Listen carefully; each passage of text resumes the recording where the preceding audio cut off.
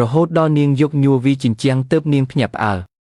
ក្នុងជញ្ជាំងសុទ្ធតែដុំមាសភ្លឺចែងចាំងនាងមិនបង្អង់យូរប្រមូលដាក់កាបូបទាំងអស់រួចសម្ដៅទៅធនាគារគ្រាន់តែចូលដល់បុគ្គលិកឃើញនាងស្លៀកពាក់ធម្មតាក៏ធ្វើមុខមិនពេញចិត្ត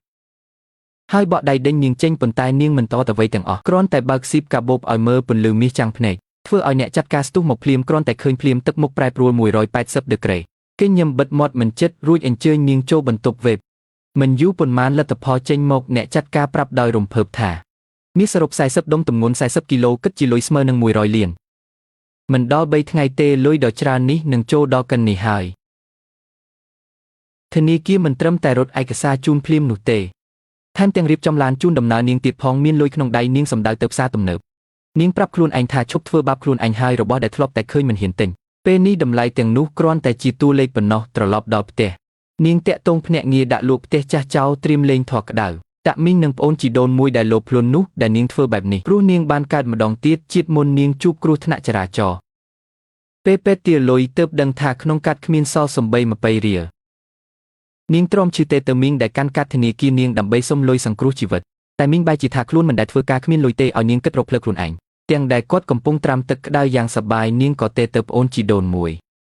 តែប្អូនជីដូនមួយកាន់តែហួសចិត្តប្រាប់ថាទើបតែទិញកាបូបថ្មីគ្មានលុយឲ្យខ្ចីទេចុងក្រោយនាងទេទៅម៉ាក់តែម៉ាក់គិតថានាងកុហកយកលុយថែមទាំងស្ដីឲ្យថាធ្វើការច្រើនឆ្នាំមិនក៏គ្មានលុយសោះនិយាយចប់ក៏ដាក់ទូរស័ព្ទចុះសំបីតែគិលានុបដ្ឋាយិកាក៏អាណិតចង់ជួយចេញលុយជំនួសតែនាងបែរជាអស់សង្ឃឹមបើគ្រប់គ្នាគិតថាជីវិតនាងគ្មានតម្លៃនាងក៏មិនចង់រស់ដែរ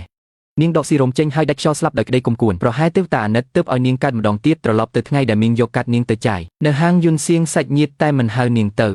ម៉ាក់ទេមកប្រាប់ថាមីងហៅសាច់ញាតិហូបបាយតែឃើញនាងរវល់ក៏មិនបានហៅគុំឲ្យនាងគិតច្រើននាងតបវិញភ្លាមថា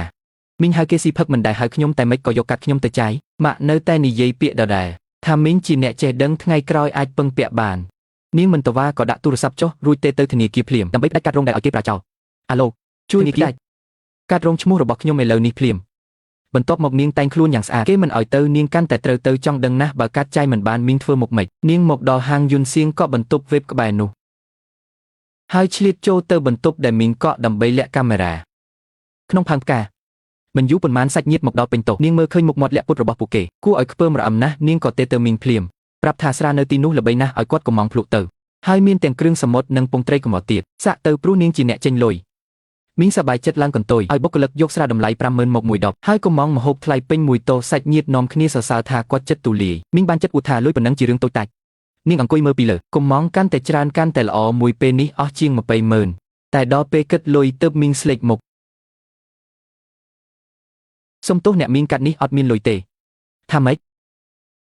មិនអាចទេមិនក៏អត់លុយ